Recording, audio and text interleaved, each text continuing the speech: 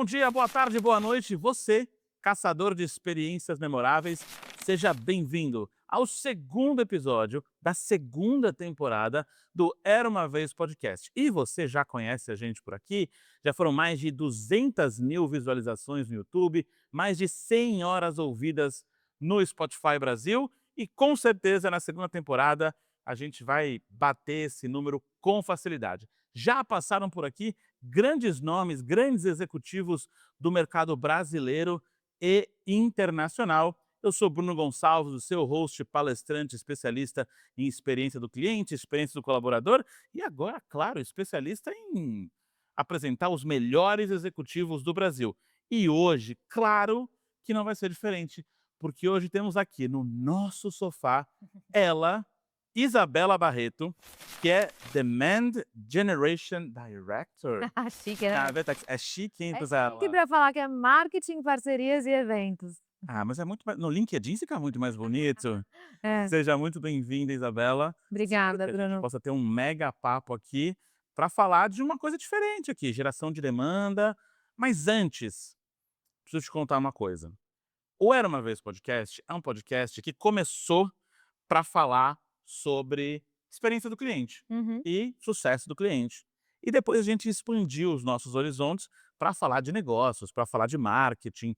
E na minha visão, marketing e experiência do cliente tem tudo a ver. O marketing gera demanda, promete, a experiência do cliente entrega essa promessa, por isso tem que estar super alinhado. E a gente pensa nas outras experiências também, a experiência do colaborador, a experiência talvez dos parceiros, e algo que eu vejo que falta às vezes no Brasil é, quando eu chego num evento, a experiência do palestrante, por exemplo, deixa a desejar. Sim. Mas aqui no Era Uma Vez, a gente preza pela experiência também do nosso convidado.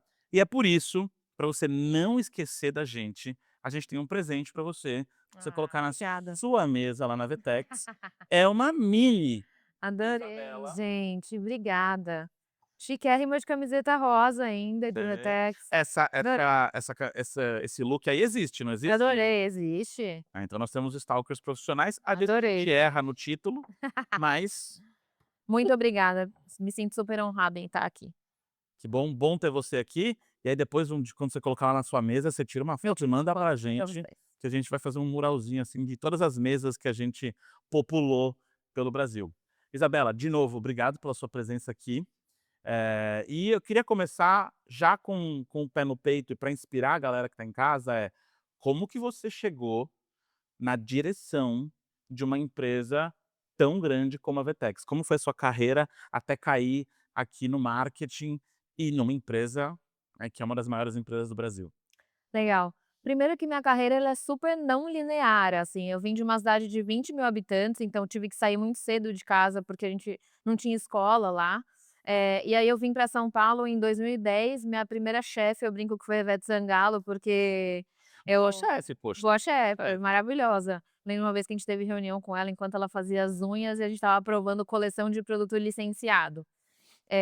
Logo assim, no primeiro mês de faculdade eu já quis começar a trabalhar, eu fiz SPM, e aí eu fui muito mais para um lado comercial, então eu passei pelo O Que Vestir, que foi o primeiro e-commerce de moda premium do Brasil, depois Walmart, Netshoes, Under Armour, né, aquela marca, de esporte americana, até eu chegar na Vetex há 6 anos, e eu fiquei 3 anos olhando para grandes clientes, então atendia C&A, Black& Decker, Philco Britânia, enfim, N segmentos. Depois eu fiquei 1 ano no comercial, até que no começo de 2023 eu fui convidada a, começar essa área nova, né, de marketing, olhando muito mais para geração de demanda do que branding efetivamente, mas minha carreira toda foi de negócio comercial. E aí, apesar de eu ser formada em marketing pela SPM, a minha grande experiência era comprar produto no varejo, né. E aí quando eu fui contratada na Vetex eu falei: "Gente, eu não sei nem o que que é API", né, que é um conceito que a gente usa lá que eu brinco que é a mensageria da tecnologia, né, uma API é um caminho que você faz para mandar uma informação entre, por exemplo, um e-commerce até a plataforma, o meio de pagamento, etcétera. E eu não entendia nada de tecnologia. Mas eu entendia da dor do varejo, né, o porquê que o varejo sofria, como era comprar um produto, negociar, fazer uma promoção, enfim. E era isso que a Vetex queria na época, que era eu quero alguém que fale a língua do meu cliente. E aí na Vetex, enfim, passei aí por essas áreas até fundar, né, esse Demand Generation, justamente para juntar um conceito muito mais comercial para o marketing. Eu não acredito em marqueteiro criativo só. Hoje eu acho que o marqueteiro de sucesso é o marqueteiro que sabe sobre o produto, sabe sobre o cliente e sabe sobre negócio, e sabe ler um PNL, e sabe, eu vou criar uma campanha a partir da dor do meu cliente, né, e não o contrário: "Ah, só vou criar uma campanha porque ela é super criativa e vai ser legal". Isso não funciona mais. Então, eu cheguei até aqui, assim, entre, trancos e barrancos até chegar no marketing e eu aprendo muito, né. Na Vetex a gente brinca que a pessoa não precisa estar preparada para ela sentar numa cadeira, a gente testa muito lá. Então, a gente testou me colocar nessa cadeira e deu muito certo. Eu acho que é a cadeira que eu tô que é a minha cadeira, eu brinco, assim, que é uma cadeira de que sabe falar com o cliente, também sabe de negócio, sabe comercial, sabe marketing, junta tudo numa coisa só.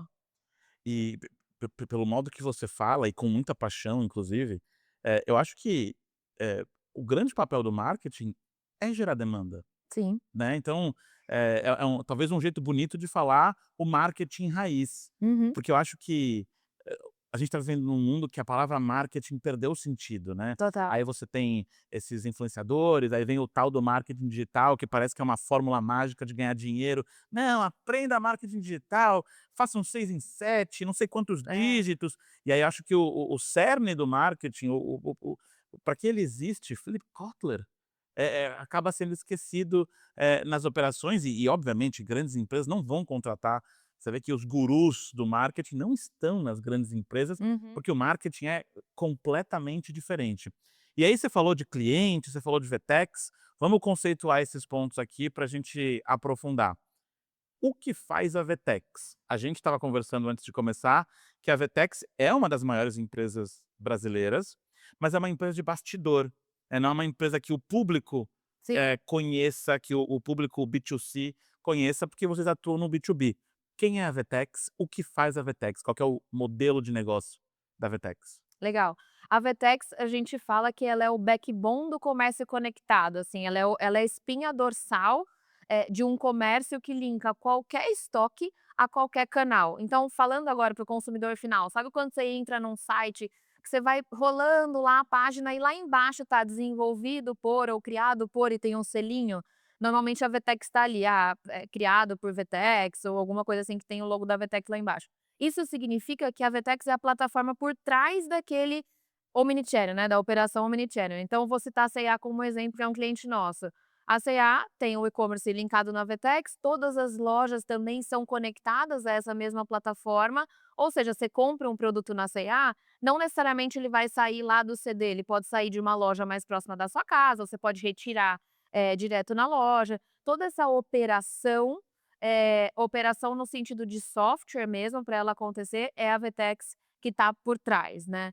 Então, ela a gente está é uma empresa carioca, fundada há 25 anos, hoje a gente está em 43 países, então é um orgulho muito grande para dizer que a gente exporta engenharia criativa, a gente exporta engenheiros para o mundo, a América Latina é muito forte nisso, a gente fala que é país do agro, né, Brasil é o país do agro, na verdade a gente é país de engenheiros, então a Vetex já atua em muitos países, e aqui no Brasil ela é muito forte para o varejo e também agora focando aí numa transação de indústria também que a gente tá começando bem forte aqui.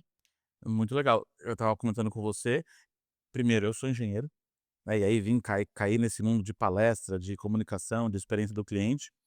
Engenheiro de computação, inclusive, então lá desde a minha formação eu ouço falar de Vetex, e eu trabalhei numa empresa que era concorrente da Vetex em, entregar serviços de tecnologia, plataformas de tecnologia para e-commerce, né, Uhum. então e-commerce white label, então a gente tinha um cliente que era a Alcatel Mobile, que vendia celulares, e a gente fazia a operação por detrás dos panos ali por detrás dos bastidores dessa empresa. E é um trabalho, assim, com perdão da palavra, é um trabalho desgraçado garantir que a operação do cliente não vai parar. Porque como você é a espinha dorsal do cliente, é o que conecta tudo a tudo, É. conecta O cliente faz o pedido cai na plataforma, e aí tem o pagamento, e aí tem a entrega, e aí é tudo funcionando junto, e é por isso que vocês estão nos bastidores, e nem imagino que nem seja o desejo da Vertex aparecer para o cliente final, e quem tem que aparecer é o cliente de É o nosso vocês. cliente, né. Você sabe que essa é a dificuldade do nosso marketing, né, do geração de demanda, porque às vezes você tem um marketing de bem de consumo, que você vai vender um produto e etcétera, você tem é tangível para você vender.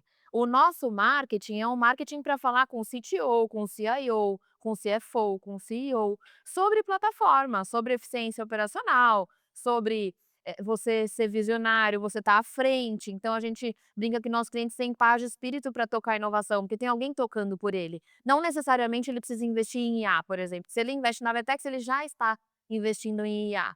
Então é um marketing, eu acho que ainda mais difícil e muito novo, porque antes o marketing B2B, né, de empresa para empresa, era muito corporativo, assim, era um marketing muito chato.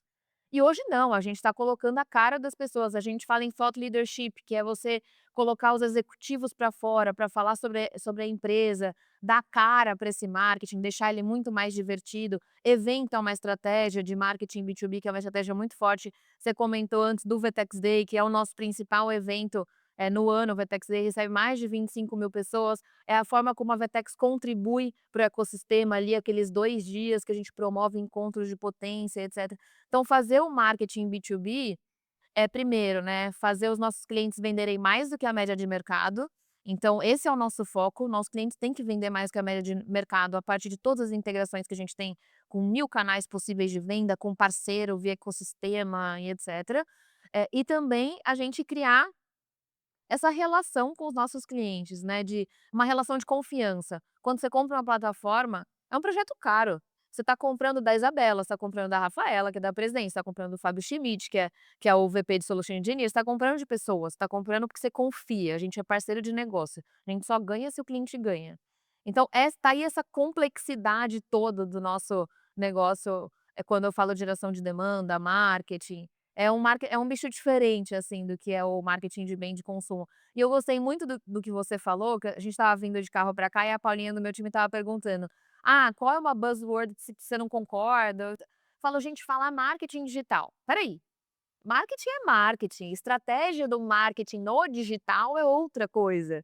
Então, assim, tráfego pago é tudo? Depende. Para mim, tráfego pago não funciona para o meu business. Você tem outros mecanismos que funcionam mais. Evento, por exemplo? Evento funciona muito para o meu business. Então a gente tem uma matriz de segmentação onde eu coloco, o grau de influência que aquele líder tem. Por exemplo, eu pego uma eu tô falando de marketing B2B, eu vendo para grandes corporações e para quem eu vendo normalmente são C-levels de tecnologia, né. E aí a gente desenhou uma matriz lá que tem o grau de influência dentro dos clientes, então se ele é uma pessoa mais operacional ou se ele é um C-level, ele tem mais influência dentro daquela empresa. E se tem um faturamento baixo ou alto, também tem uma dentro da matriz você vai, por exemplo, se ele é um C-level de uma empresa que fatura muito, ele é uma estrela. Para esses estrelas, tem um tipo de ativação dentro do marketing que funciona. Para quem é operador, tem um outro tipo. As mensagens vão se adaptando. Eu vou vender plataforma. Se eu for falar para o time que trabalha com plataforma, eu preciso falar que a plataforma vai facilitar o dia a dia dele. Mas se eu for falar para um CFO, a plataforma vai economizar, ele vai ter economia de custo mesmo ali no cenário dele, né. Então, é um jogo de não é marketing digital, digital é uma estratégia, né, você tem marketing físico também. A gente trouxe o Kotler agora no Vertex Day, foi muito legal Nossa, porque que delícia. ele falou ele entrou online, ele tem 94 anos, mas ele falou do marketing humano para humano, né. No final, principalmente dentro do nosso business, relacionamento, assim, a relação de confiança, ela ainda é muito importante. Porque você não está comprando um produto que você vai trocar amanhã. Não, você está comprando um projeto Se você complexo. trocar, vai dar um trabalho desgraçado. Sim. A gente é lógico, né, a gente trocar dá trabalho, mas quando a gente fala de por que contratar a Vetex, né, você tem uma eficiência operacional muito maior, porque é uma plataforma, é um software as a service que a gente fala, ou seja, um cliente aqui do Brasil tem os mesmos benefícios que um cliente que está fora do Brasil, a plataforma é a mesma, então se eu faço uma feature para cá, isso reflete no Japão ou reflete para todo mundo, então tem um benefício muito grande. do que uma plataforma própria, por exemplo, que você tem um time enorme para ficar evoluindo, projetos super caros, e daí sim vale a pena uma migração. Fica ainda mais caro do que ainda assim no projeto caro, contratar uma plataforma como a Vertex, se você fizer dentro de casa, você não vai chegar nesse nível de Não vai. excelência e vai ser muito mais caro do que de fato e quando eu digo que é difícil de implementar ou de trocar, é porque é uma venda complexa, que a gente Complexo. chama, né. É uma venda que não vai ser tão fácil você tem vários decisores no meio do caminho. E aí que eu acho a beleza do marketing B2B, quando você vai usar criar uma campanha, uma estratégia de marketing B2C, você vai ter lá um decisor, você pode pegar no emocional do consumidor e você vai fazer ele comprar. Que bom, garoto, Coca-Cola, até um carro, um apartamento. A gente já teve aqui a galera da Tenda, de outras construtoras, que por mais que seja uma venda complexa, é uma venda que você tem um, 2 decisores. Quando você vai para o B2B de grandes projetos, você tem inúmeros clientes. São em média 10 pessoas para fechar um projeto, entre decisores e influenciadores. Então, como que você adapta a sua mensagem e faz o marketing chegar nessas 10 pessoas? Assim, como é que você hiperpersonaliza todos os canais E para são chegar mensagens nessas 10 diferentes ou a pessoas? mesma mensagem? Transformada de para cada para o CEO de um jeito que o CEO não vai querer saber, sabe, do detalhe da tecnologia, isso é o papo do CTO. O CFO vai querer saber o Exato. impacto da área dele. Como é que vocês modulam essas conversas? É sempre a mesma pessoa ou você tem dentro do time pessoas que conversam com determinados tipos de cliente? Dentro de um projeto é muito legal isso, porque vamos pegar um projeto de uma grande corporação, tem 10 decisores na mesa. Você tem, por exemplo, a Rafaela, que é a presidente da Vetex, falando com o CEO, então o contexto, o assunto que eles vão tratar são assuntos de CEO para CEO. Aí você tem o time técnico falando com o time do Fábio, Schmidt, que é o VP de Solution Engineer, que daí é quem vai fazer a POC, quem vai fazer o assessment, quem vai entrar dentro da Para falar de plataforma para API. falar de API, etc. Aí você tem o time de vendas, que acompanha toda a venda, né, do começo ao fim. Depois você tem o time de implementação. Então, dependendo do estágio que você está, você vai, avançando com interlocutores diferentes. Mesmo se você já é cliente da Vetex, por exemplo, você tem lá um diretor de conta, né, que atende sua conta, e aí normalmente ele tem vários interlocutores que ele fala. Ele tem um que ele fala mais de business, então vai falar de aumentar canais de venda, por exemplo. Tem um que ele vai falar mais tech, então algum problema que está tendo, uma feature específica, uma integração e etc. Então, assim, são múltiplos interlocutores. O que exige da gente ser muito automatizado, assim, lá no marketing. A gente tem, por exemplo, a gente implementou templates, etc., de ChatGPT para melhorar a nossa eficiência em produção de conteúdo, porque conteúdo é uma grande alavanca quando você fala em marketing B2B. A gente aumentou em 60% nossa eficiência, porque a gente criou templates que são super inteligentes, que a gente foi modelando e corrigindo ao longo do tempo. Hoje a gente gasta muito pouco tempo para revisar um texto que é a nossa cara. Então precisa ter campanhas para ter mensagens hiperpersonalizadas, é um trabalho complexo, mas eu sempre eu volto a falar, assim, todo mundo acha que o time é enorme, que você precisa de muita gente para construir tudo, e essa não é uma verdade. Hoje, com inteligência artificial, com, camadas de automação e etcétera que você consegue fazer, dá para você ser muito eficiente e ter cabeças estratégicas trabalhando com critério. Né, eu acho que assim, se a gente for falar um pouco de perfil de gente que trabalha em marketing, etcétera, eu sinto muito falta hoje de gente de fato analítica que tem critério de análise. Porque a IA, ela roda um monte de coisa, ela roda um monte de texto, mas vê se o texto faz sentido, vê se o que ela está falando faz sentido. Eu tenho uma venda complexa, é um projeto caro, eu não posso falar qualquer coisa. Então você tem que ter critério e análise, né, por isso que dentro do meu time eu tenho que ter gente que saiba fazer uma boa leitura de ambiente, uma boa leitura de PR, o que quer que seja de, né, de relações com jornalistas, textos que a gente vai fazer em campanhas. Então eu curto muito falar sobre esse assunto, assim, eh por um tempo a gente vinha acreditando que a pessoa tem que ter muito hard skill, hard skill, hard skill, ser técnico, fazer prova. É importante, a pessoa sim tem que ser muito técnica, mas é quase que isso é o básico. Ela tem que ter um soft skill de ter critério, ser analítico, jogar o jogo, entender de business, saber o que o cliente quer, pensar com a cabeça do cliente, ainda mais dentro do meu mundo aqui. Legal você falar sobre gente, E aí eu te faço uma provocação, você acha que o mercado hoje, os profissionais que você vê no mercado, então provavelmente volta e meia você contrata alguém, demite alguém, você sente essa falta de pessoas mais analíticas nesse mundo do marketing, menos oba-oba, criatividade é importante, claro que é, mas você sente essa necessidade do mercado se adaptar, das faculdades se adaptarem, do profissional que está procurando emprego se adaptar a esse novo modelo? Sinto muita falta.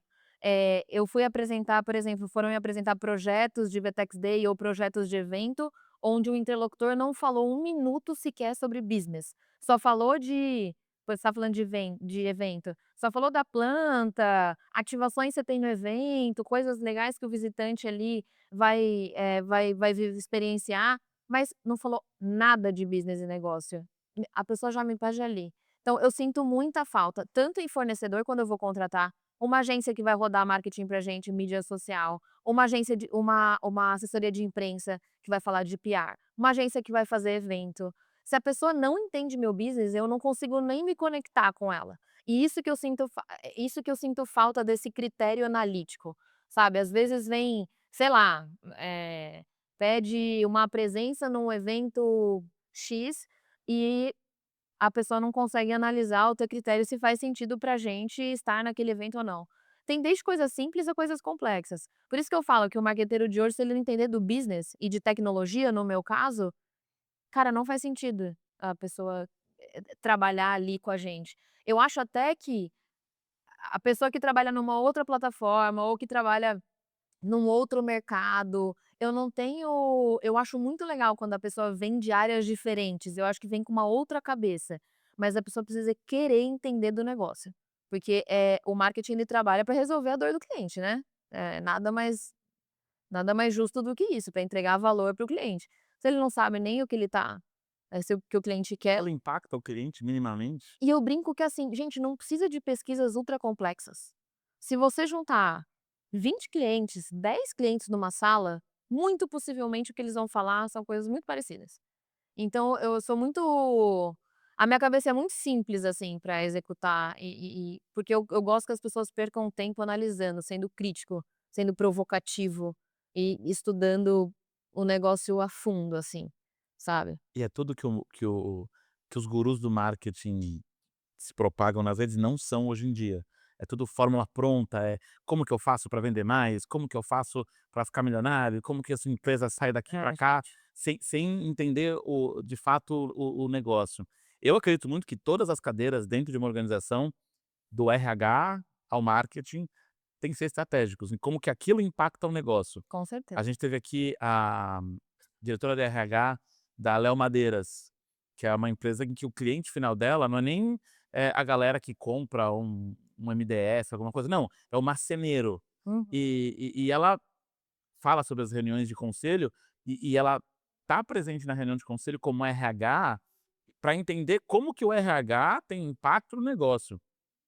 Se a gente falar isso de RH, o marketing ainda mais, porque você tem impacto direto no resultado do negócio. Perfeito. Então, eu acho que eu concordo com você, eu acho que falta muito para os nossos profissionais de marketing, terem um outro nível de excelência. E eu vejo isso quando eu olhando para outros mercados, até na hora de me vender, eu sou palestrante e eu vivo de palestra. Uhum. E eu já achava a minha venda complexa. De vocês, a minha vida fica simples pra caramba.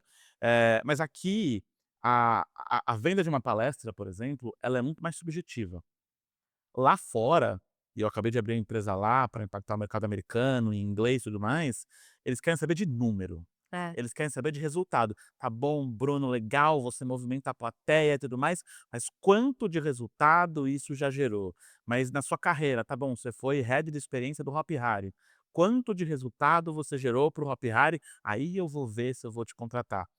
Você acha que falta essa mentalidade voltada para resultado aqui pro marqueteiro brasileiro? Você sabe que foi muito bom a gente ter aberto a operação lá fora, porque ensinou muito a gente a cada vez ter uma venda mais técnica. Lá fora você não tem essa coisa do relacional, né, é muito mais direto, exatamente o que você falou. Então, essa camada que a gente tem de Solution Engineer na Vertex é muito para a gente aprofundar tecnicamente nos projetos, porque não existe mais vendedor de qualquer coisa. A pessoa que vende software não vende banana, não vende abacaxi, é uma venda muito técnica, você tem que entender do produto. Então, para você falar com o CTO, você precisa se preparar. Por isso que na Vertex a gente acredita que você tem que saber tecnicamente fazer prova, tem várias demos que a gente tem que fazer, tirar certificação, porque mesmo eu como marketing, não adianta eu querer vender uma coisa que eu não sei do que eu estou falando. Não é fácil a venda. Então lá nos Estados Unidos, pelo que eu falo bastante com o time que está lá também, é uma venda muito técnica. E aí a gente foi trazendo isso para o Brasil também, cada vez o pitch ser mais técnico, mais técnico, mais técnico, porque pitch vendedor não acontece mais na plataforma. O produto virou commodity. Então, assim, como que você, traz cada vez mais contexto para um time de vendas, né, o time de vendas, às vezes tem projeto que chega pra gente que a gente fala: "Esse projeto a gente não atende, a gente prefere não atender, do que prometer algo e depois a gente ter um problema na implementação, frustrar o cliente, não implementar". A gente tem métrica de não implementação, porque o nosso sucesso acontece quando o cliente vai para o ar. Então você nunca vai ver a Vertex falando: "Ah, a Vertex assinou um contrato com o cliente XPTO", nunca. O nosso case é sempre em cima de deu o go live, tem 3 meses rodando, aí eu vou falar sobre aquele cliente. Porque eu não falo sobre venda assinada, eu falo sobre venda que acontece, né, que já está gerando receita. E isso daí nos traz uma complexidade técnica para venda. Não adianta eu prometer coisa que eu não vou entregar. Então não é só no marketing, são todas as áreas, é como você falou. Por exemplo, eu tenho o financeiro trabalhando ali no Vertex Day. Se a gente não trabalhar para o patrocinador, eh de fato engajar com a gente, como que esse ecossistema vai trabalhar para a Vertex, como que financeiramente a gente pode ajudar ele a estar no Vertex Day, etcétera. É o financeiro pensando junto com a gente, é o jurídico da Vertex, por exemplo, entrando em call do Vertex Day para a gente resolver coisas do evento, para falar de big name, para falar de patrocinador, para falar a gente envolve todas as áreas, né, então, eu acho Não que é um esse fio de malha só, técnico né. não, filho de todas as áreas, e essa técnica existe em todas as áreas. Não só na área de marketing, mas todo mundo tem que ser técnico, assim, a gente parte desse princípio. E o modelo da Vetex, se eu estiver errado, me corrija, porque eu trabalhei nesse mercado, mas faz um tempinho, então talvez minha memória não esteja tão afiada, mas é um modelo de revenue share, que Sim, o cliente ganha, você ganha. Então, exatamente. você tem obviamente um setup para colocar o projeto de pé, mas, a renda, o resultado vai vir do cliente também ter um sucesso. Então, obviamente, vocês têm um time de sucesso do cliente para garantir que ele esteja, de acordo. E aí me vem uma dúvida, na sua área de geração de demanda, a gente está falando de geração de demanda para a Vetex ou uma geração de demanda para o cliente? Ou os 2?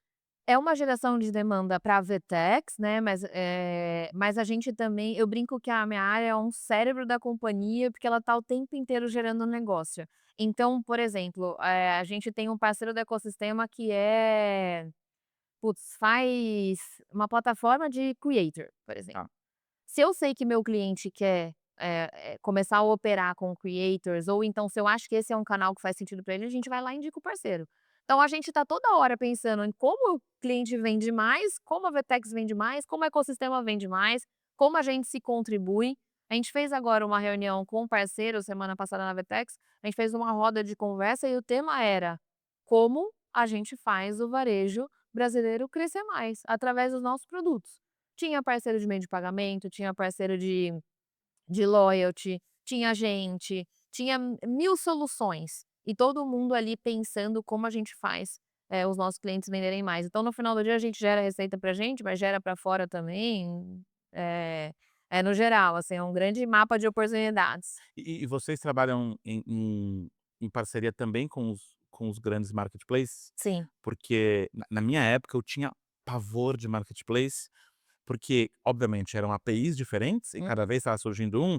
Na minha época estava surgindo a Amazon, a Magazine Luiza estava ganhando alguma notoriedade, e aí a gente tem o os das Casas Bahia, qual que é o nome da Casas Bahia? Via varejo.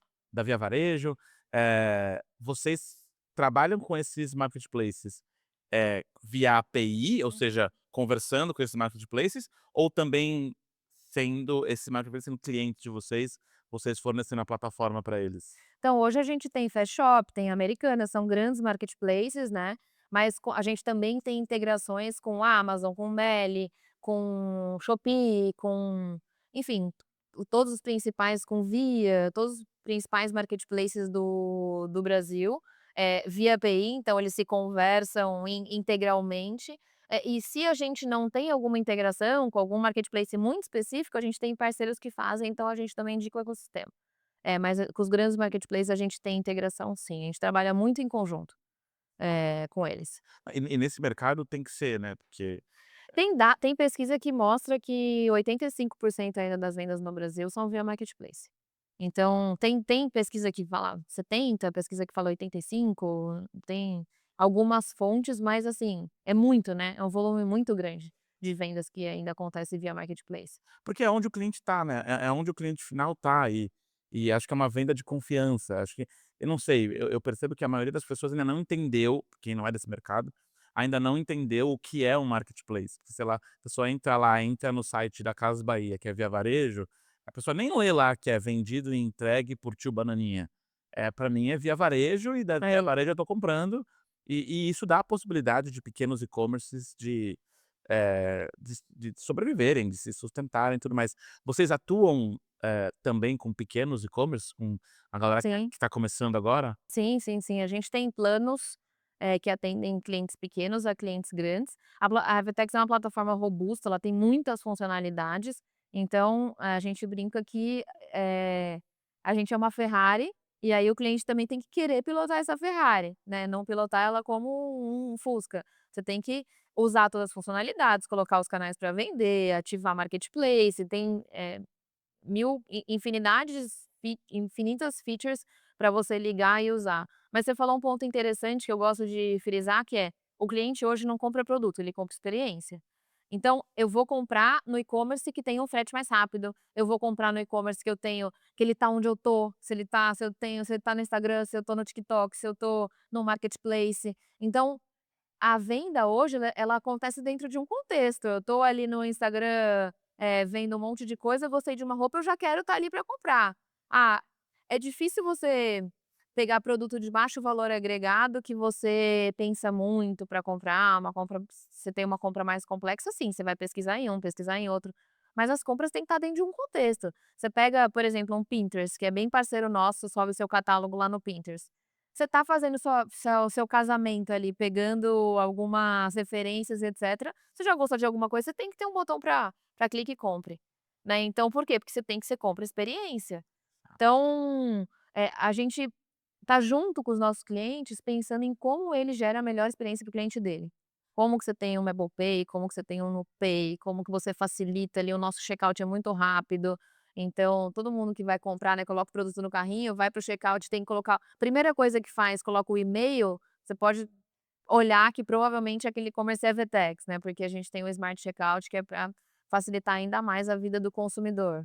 Olha que eu nem pensei em chegar nesse tema da experiência do cliente, mas tem absolutamente tudo a ver com o que Uhum. vocês fazem. Tem um dado que eu sou apaixonado e eu sinto muito que ele não foi renovado ainda, porque deve ter aumentado. Tem um dado da American Express de 2017, então já faz quase 10 É. anos, que 60% dos clientes estão dispostos a pagar mais por uma melhor experiência. Uhum. Cara, isso é uma oportunidade para quem está começando e para quem já está no mercado há muito tempo, de explorar novas propostas, de aumentar a sua seu percentual de faturamento, o seu ticket médio, enfim, porque o cliente ele quer isso. Pelo menos eu vejo, por exemplo, um produto anunciado, eu ainda não uso o TikTok Shop, por exemplo. Eu vejo que a galera tá usando, tá fazendo um sucesso por aí, eu não confio. Aí eu vejo no TikTok Shop e vou lá comprar no Mercado Livre, Uhum. e vou lá comprar na Amazon, e eu tô topando pagar mais caro. Às vezes tá lá R$ 50 no TikTok Shop, mas eu vou pagar 150 no Mercado Livre. Por quê? Porque me dá segurança. Então, a compra não é mais na commodity, né, a compra é 100% na experiência. E aí eu acho que o marketing tem um papel muito significativo nisso e na geração de demanda, porque muita gente fala sobre encantamento do cliente. Uhum. "Ai, vamos encantar o cliente. Meu objetivo é encantar o cliente. Quero encantar, quero encantar, quero encantar". E pouca gente fala sobre o que é a experiência de verdade, que é prometer e entregar. É o básico bem feito, né. É isso. Encantar o cliente é, no mínimo, fazer o básico bem feito. E eu acho que tem um problema aí. Eu sou formado pelo Disney Institute, lá na Flórida, e a Disney vive um grande problema hoje, que ela, óbvio, ela encanta, mas você já chega lá com a expectativa de encantamento. Uhum. Ou seja, se ela não te encantar, já frustrou o cliente. E para mim, a experiência do cliente é muito mais sobre não frustrar o cliente do que de fato sobre encantar. Porque se você fizer um encantamento do jeito errado, você gera uma nova expectativa e a partir daquela interação a expectativa subiu. Se não for sustentável, a próxima interação pode ser frustrante. E é legal ver como a Vetex trabalha para que a experiência dentro do e-commerce seja agradável. Vocês têm times de mapeamento de jornada, para entender como o usuário final se comporta, como ele vai, como ele não vai, para dar essa direção para o cliente de vocês, para o e-commerce? A gente tem o time de produto, né, e aí cada vertical tem seu especialista que fica olhando para o mercado, fica olhando especificamente para o seu, vamos supor, promoção, para promoção, meio de pagamento, marketplace e assim vai. E os nossos diretores de sucesso, eles estão focados nisso. Então eles olham para os nossos clientes e sempre estão pensando em como fazer esse cliente oferecer a melhor experiência para o cliente deles. Você sabe que eu vou fazer um paralelo que depois vai se encaixar, né. Eu tinha um pediatra quando minhas filhas nasceram, que elas falaram assim: "Se o seu filho nasceu, ele já é um sobrevivente, que a primeira coisa que o corpo da mulher tenta fazer é expelir". Então tem 20% das mulheres perdem bebês, né. O corpo tenta expelir, porque é um corpo desconhecido. Então ele nasce feliz. Você como pai não deveria atrapalhar a felicidade dele. Você deveria simplesmente guiar ele, mas deixar ele ser feliz com o máximo de autonomia que ele precisa para fazer as tarefas dele, porque quanto mais ele consegue autoconquistar as coisas, mais feliz ele é. É melhor você conquistar um carro do que você ganhar um carro, a sensação de felicidade é mais genuína. Com certeza. E quando eu falo de experiência do cliente, o que você falou de você frustrar menos, para mim é isso. Assim, faz o básico bem feito, porque se ele conseguir fechar a compra dele rápido, entregar no período certo, conseguir fazer uma troca ali no WhatsApp com um agente que de fato funcione, que saiba resolver o seu problema, meu, ele vai se fidelizar, porque a experiência dele vai ser boa. Então, e hoje tem muita solução para tudo, né. Você vê, outro dia eu fui comprar uma raquete, no site e você tem 1000 variações de coisas na raquete. Você tem a empunhadura da raquete, você tem a tensão da corda, o tipo da corda. Eu não consegui comprar, porque não tinha nenhum canal de WhatsApp ali que conversasse comigo. Então, quando a gente fala em varejo, a gente, tá numa onda que a gente acredita chamada concierge commerce, que é você ter vendedores que sejam concierge. Então você nunca tem um vendedor parado na sua loja física, se ele tiver integrado com o site e caiu uma chamada de WhatsApp para ele, ele consegue interagir ali na hora. Então imagina a minha cena, eu comprando uma raquete, e estava lá, opção para mim, como se fosse de tamanho, L2, L3, L4. Eu falei: "Gente, o que é isso?". Isso que eu sou intermediária, mas eu não sabia comprar uma raquete. Não tinha um canal de WhatsApp, não tinha uma descrição no produto. Aí eu ia no ChatGPT, o parâmetro que ele usava lá não era o parâmetro que o site usava. Eu não tinha um concierge, não tinha um vendedor para me atender. Eu entrei num outro site que tinha um botão de WhatsApp, que um concierge me atendeu e eu comprei naquele site, né, comprei raqueteira, comprei tênis, comprei outras coisas, meu ticket médio foi lá em cima. Ou seja, aquele outro, que foi o site que eu fui até, era orgânico, perdeu uma venda, porque você não tinha alguém para atender ou então minimamente uma página de produto com descrição e etcétera que seja boa. Aí ele não entende porque ele cresce a venda dele, não entende porque a conversão é baixa. Tem que olhar tudo isso, né, isso tudo é experiência. Claro, e eu acho que falta aí também se colocar no calçado do cliente, se colocar no sapato do cliente, para entender se aquilo está funcionando.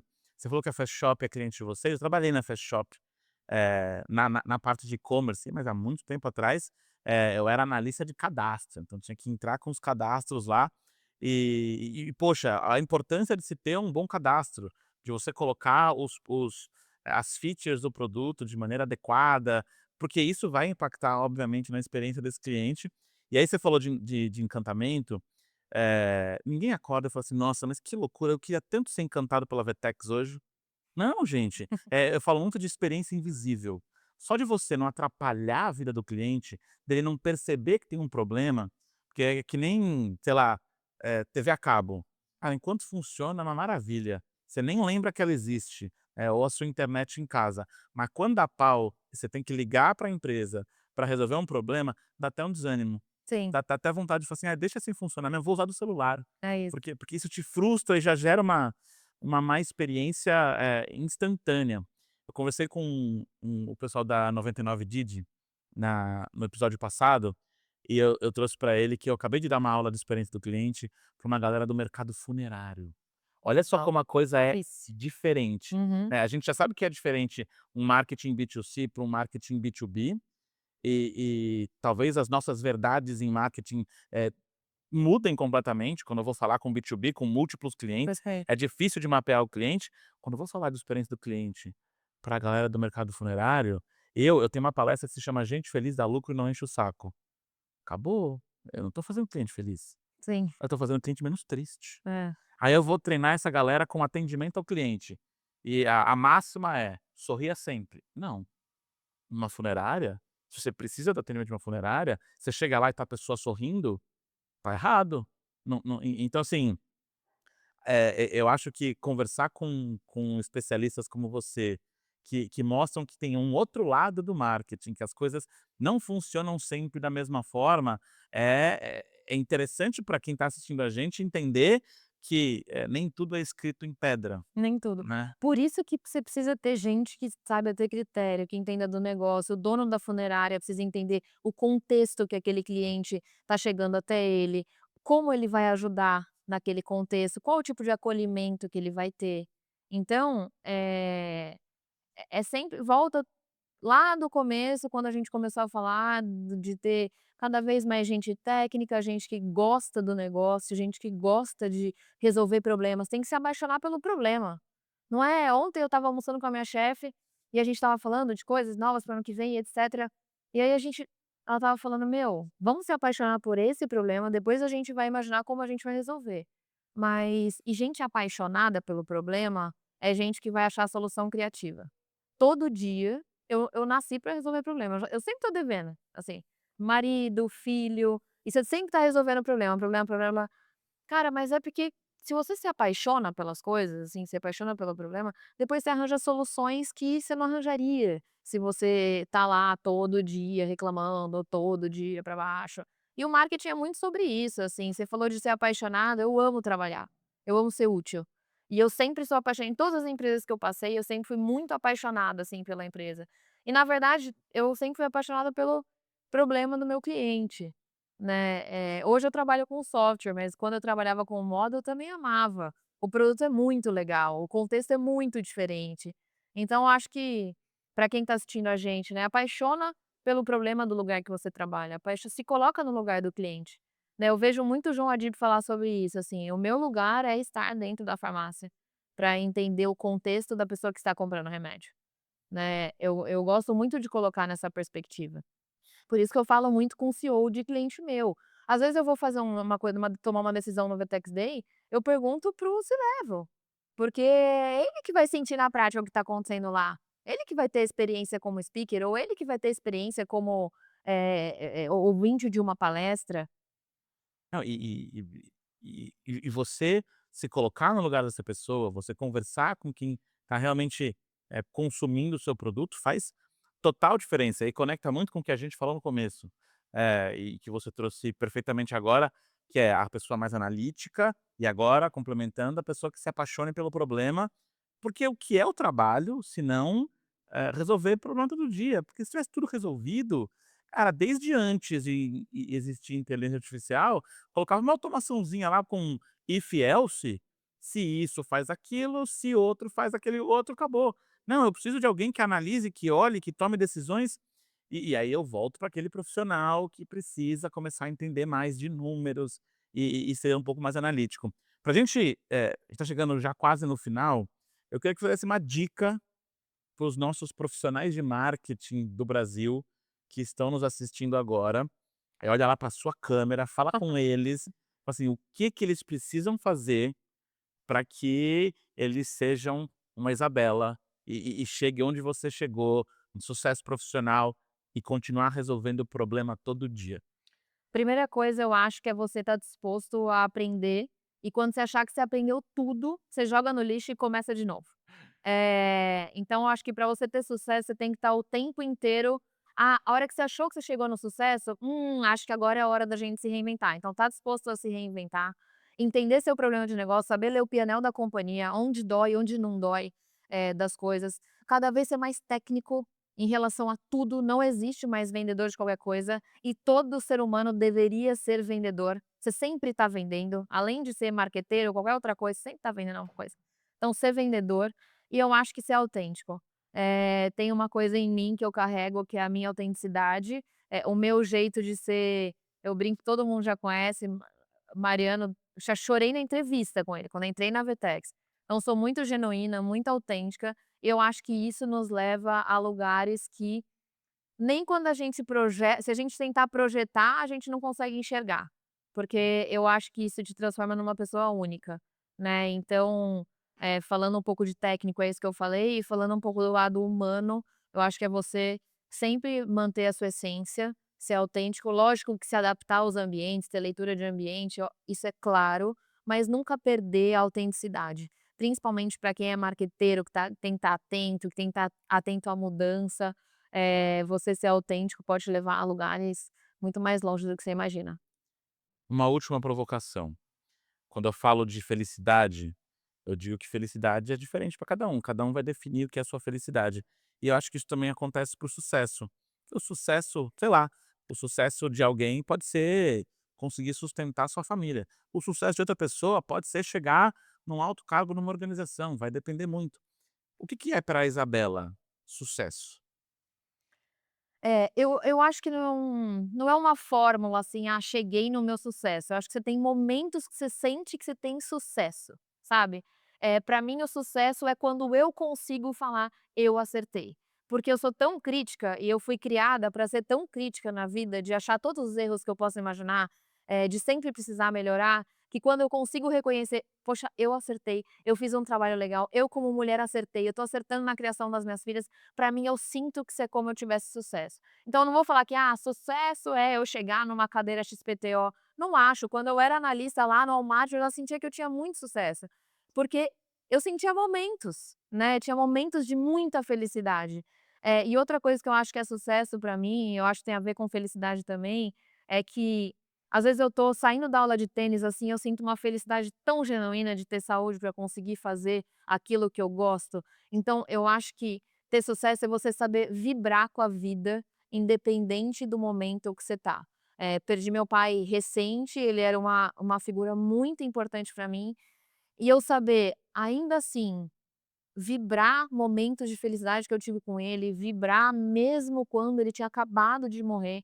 Cara, eu acho que ter essa sensação, esse gostinho de felicidade de estar vivo, tem a ver com sucesso, tem a ver com felicidade, e tem um ponto de otimismo que, de novo, te leva a lugares que nem você projetou. Muito legal você falar isso, Isabela, porque eu tenho quando eu falo de felicidade, bem no comecinho da palestra, eu falo que cada um vai definir a sua felicidade, mas que felicidade não é algo linear, não é algo contínuo, né. Se você com as suas filhas já assistiu Divertidamente, o primeiro filme, mostra a importância da tristeza para Uhum. construir a felicidade. E eu digo que felicidade é sobre pequenos momentos que você queria que durasse um pouquinho mais. Que eu dou o exemplo daquela Exatamente. aquela conversa de bar, que não há interesse nenhum, não há interesse romântico, não há interesse financeiro, mas é uma conversa tão legal, mas putz, amanhã você tem que trabalhar, tem que acabar agora, você queria que durasse um pouquinho mais. Esse é o Para mim é o pleno sentido da felicidade, quando aquele momento podia durar um pouquinho mais. E você sabe que, assim, isso que você fala do Vertex Day, né, qual que foi o meu momento mais feliz? Foi nas explosões de adrenalina, assim, sabe, e momentos de um abraço que eu lembro, um choro que eu lembro, os abraços que eu recebi depois do evento. E você falou isso me remete muito a quando me perguntam de qual é seu momento de maior felicidade, que é o momento mais simples que você pode imaginar, que sou eu em Brotas, que é a minha cidade, sentada no chão da casa da minha avó, com as minhas filhas, com a minha família, com meu marido, com os meus pais, conversando, fazendo churrasco. Então a lembrança, a saudade que eu tenho do meu pai é fazer ponta de peito na churrasqueira e tomar um copo de cerveja, acabou. Não tem coisas muito mirabolantes, são momentos muito simples, né. O que eu mais amo fazer com meu marido é jogar, fazer um esporte que a gente gosta, junto com as minhas filhas.